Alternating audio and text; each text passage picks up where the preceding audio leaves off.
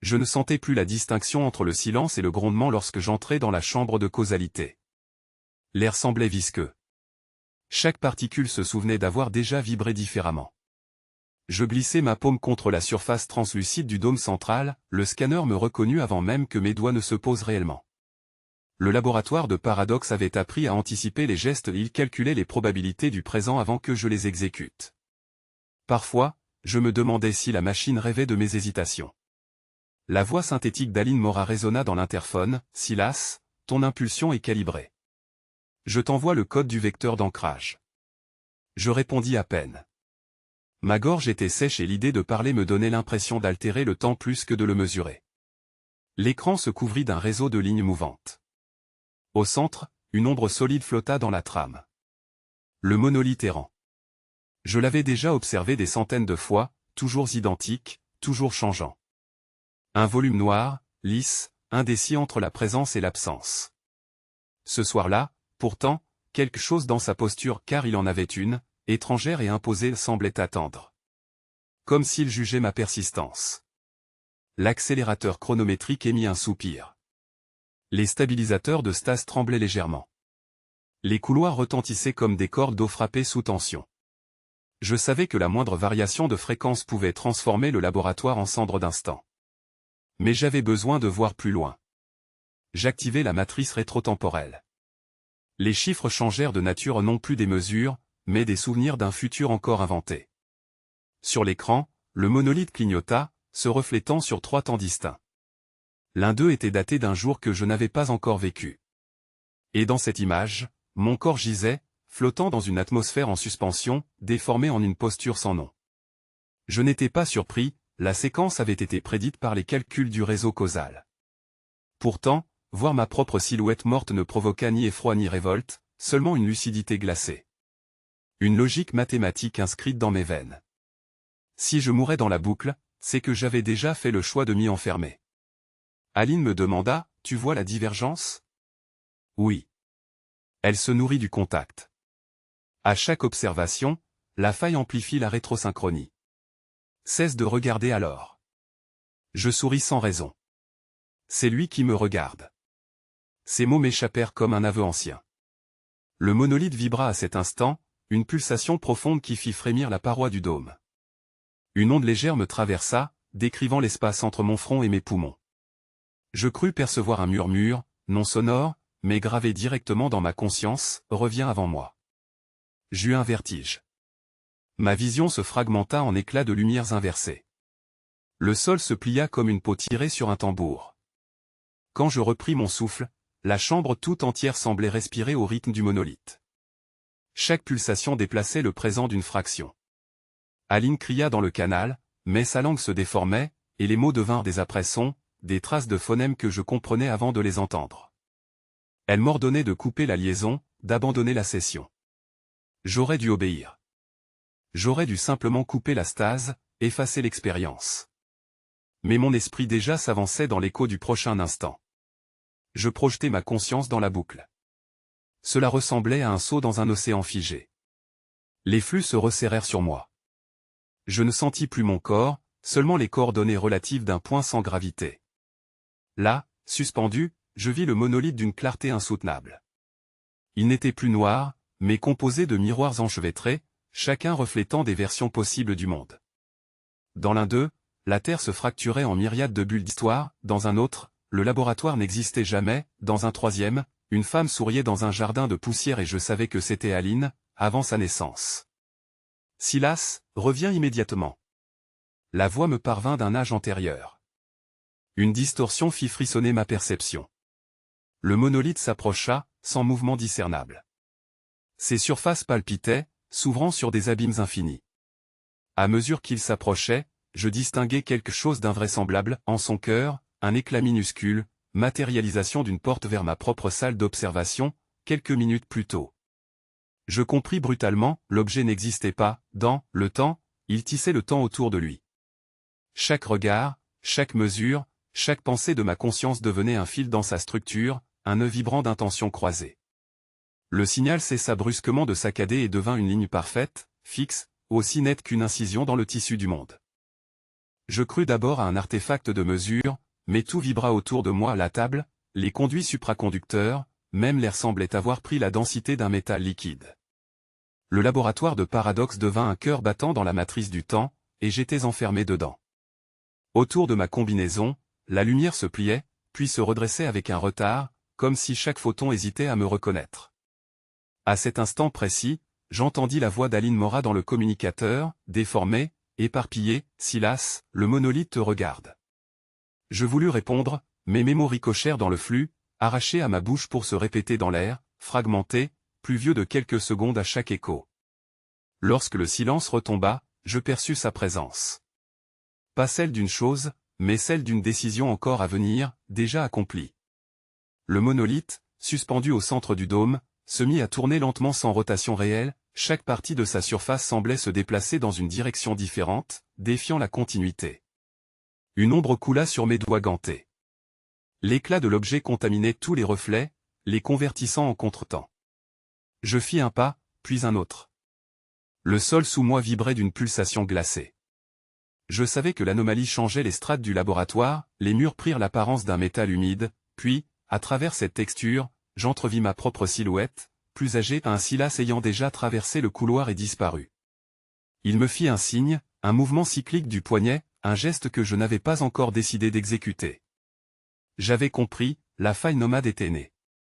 Le scanner de causalité sur ma manche clignota rouge. Le vecteur temporel avait cessé d'être orienté. Les secondes glissaient latéralement, indociles, se doublant d'un fil parallèle. Aline répétait mon nom à travers l'interphone, mais chaque répétition sonnait plus jeune, elle me parlait depuis différents instants de son passé. Je parvins à synchroniser la communication sur un couloir majoritaire. Aline, la structure du dôme est instable. Le temps se replie sur « ma phrase mourue », compressée dans une boucle d'écho. Je reçus en retour un murmure sans âge, « ne tente pas d'arrêter la faille, Silas. Observe-la. Elle est toi. » À ce moment, j'aurais dû refuser cet appel. Tandis que je levais la tête vers la sphère de confinement, le monolithe semblait respirer. Son noir n'était pas simple absence, c'était un noir actif, comme un processus en train de penser. Autour, les fragments d'espace se dilataient, prolongeant les angles du laboratoire au-delà de toute géométrie physique. Je tendis la main, sans contact, et la surface vibra d'une conscience muette. Des images crépitèrent, non des visions, mais les projections de routes temporelles que j'avais un jour simulées, des équations inachevées, des sacrifices calculés. Lorsque la première distorsion totale se produisit, je la vécus de deux manières. D'un côté, mon corps se figea dans l'instant, de l'autre, une version de moi, désincarnée, plongea dans l'interstice. Je vis le laboratoire se dédoubler, puis se superposer à lui-même, dans des états alternés de ruine et d'éveil. Dans l'un, Aline écrasait un bouton d'urgence, dans l'autre, elle n'existait plus qu'en code, un spectre logique logé dans l'interface centrale. Un vertige mathématique me saisit. Si le monolithe existait à travers toutes ces variantes, alors il n'était pas un objet, c'était le pivot même du paradoxe que je devais comprendre. Je me souvenais alors du jour où je l'avais créé. Ou plutôt, de l'expérience que nous avions effacée des enregistrements. La première tentative d'inverser le flux causal, une expérience dite « zéro ».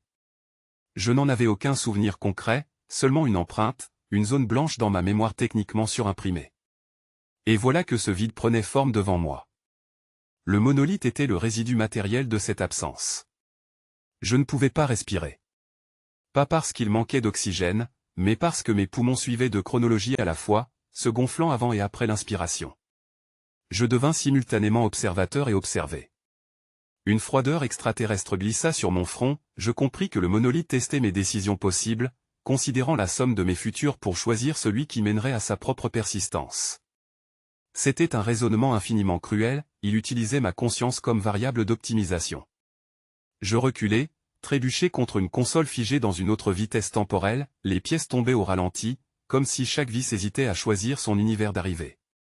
Je reconnus ma propre écriture avant même de saisir le carnet. Les pages vibraient sous mes doigts comme si elles retenaient encore la trace de l'énergie que j'avais un jour libérée. Le titre griffonné sur la couverture « Offensive suicidaire, protocole final » me fit chanceler. Ces mots, je n'avais pas encore eu le courage de les penser, et pourtant ils étaient là, anciens et frais à la fois, le témoignage d'un futur déjà accompli. J'entendis ma respiration se faire double, comme si deux versions de moi partageaient le même souffle à travers une paroi de verre. Le monolithe me renvoyait mon écho avant même que je parle. Je relevai la tête. Les panneaux du laboratoire de paradoxe pulsaient d'une lueur bleue fragile, traversée de filaments d'espace courbés. Les capteurs saturaient, les diagrammes devenaient illisibles, leurs lignes se mordant elles-mêmes en boucles infinies. Une voix grésilla dans mon communicateur, celle du docteur. Aline Mora. Silas, j'ai reçu tes lectures du cœur de la faille. Elles sont déjà impossibles. Ça recommence? Je fermai les yeux, conscient qu'elle voyait la même chose que moi, un cosmos en train de se replier sous le poids de sa propre causalité. Ce n'est pas la faille qui recommence, Aline, répondis-je. C'est moi. Je m'approchai du dôme principal. Sous la coupole transparente, la faille prenait la forme d'un entonnoir inversé, une colonne d'ombre traversée d'éclairs immobiles. Là-dedans, tournoyait la silhouette du monolithe ou plutôt son intention. Il semblait respirer par absence, avalant la lumière pour recracher du silence. Chaque respiration du laboratoire battait en phase avec la mienne. Le système de confinement vibrait comme un cœur malade. Je consultai une dernière fois le carnet. Chaque ligne décrivait un plan précis, aligner les chambres de causalité, inverser la polarité du couplage rétrochronique, puis me connecter directement au champ en résonance avec mon empreinte cognitive. Le texte s'achevait par une note, quelques mots penchés sur la marge, se dissoudre pour abolir la suite. J'ignorais quand je l'avais écrit. Peut-être dans un avenir où j'étais déjà devenu l'autre côté de la faille. Aline tenta de me rappeler à la raison. Silas, écoute-moi. Tu sais ce qui se passera si tu franchis la barrière sans stabilisation. Tu deviendras, du calcul pur, un fantôme d'équation. Je souris, sans ironie. Ce n'est pas ce qui va se passer. C'est déjà arrivé. Le monolithe est constitué de mes itérations éparpillées à travers le temps. Chaque tentative que nous avons faite s'est cumulée pour le créer. Il est la somme de mes erreurs. Je dois fermer le cercle. Je lançai le protocole de déphasage. L'air du dôme se mit à se contracter, à bruire comme une mer d'insectes. L'espace se plissait, et chaque pli charriait une température différente, un parfum de souvenir. Je sentis la chaleur de ma naissance sur Callisto, la morsure froide des premières expériences quantiques, l'odeur de la peau d'Aline lorsqu'elle me félicita pour la première découverte. Toutes ces strates d'existence se superposaient dans un halo insoutenable. Le laboratoire chantait. Un dernier avertissement traversa les haut-parleurs, anomalie critique. Désynchronisation imminente. Je savais ce que cela signifiait. Les paradoxes devenaient résonnants, chaque choix engendrant son contraire à l'instant même de sa formulation. Je vis défiler mes doubles, certains hésitaient, d'autres fuyaient. Moi seul restais. J'enfilai la combinaison réfléchissante, ajustai les ailerons de stase au-dessus de mes épaules et vérifiai les attaches gravitiques. Le cadre vibrait comme la peau d'un tambour cosmique. Aline répéta mon nom. Une supplique cette fois. Tu ne peux pas jouer le rôle du démiurge, Silas. Il faut qu'il reste quelqu'un pour décrire ce qui s'est passé. Justement, Aline. Si quelqu'un s'en souvient, le paradoxe persiste. Il faut que tout s'oublie. Je pénétrai dans la chambre de causalité. L'intérieur était nu, seulement traversé par une ligne verticale de lumière noire. Je sentis la matière hésiter entre se dissoudre et se solidifier autour de moi. Mon corps se démultiplia pour quelques battements de cœur. Les instruments clignotèrent furieusement avant de se stabiliser. Le champ s'ouvrit. Le monolithe apparut dans ma tête avant de se matérialiser devant moi. Sa surface lisse reflétait mes pensées avec un retard impossible, comme si chaque idée se voyait avant d'être formulée. Une vibration me parcourut, profonde, intime. Je compris alors qu'il ne me faisait pas face, il me contenait. Je pus lire en lui comme dans un souvenir figé. Des versions de moi s'y empilaient, infinies, chacune tentant de détruire son prédécesseur sans jamais y parvenir. L'objet n'était pas un ennemi, mais une mécanique d'éveil.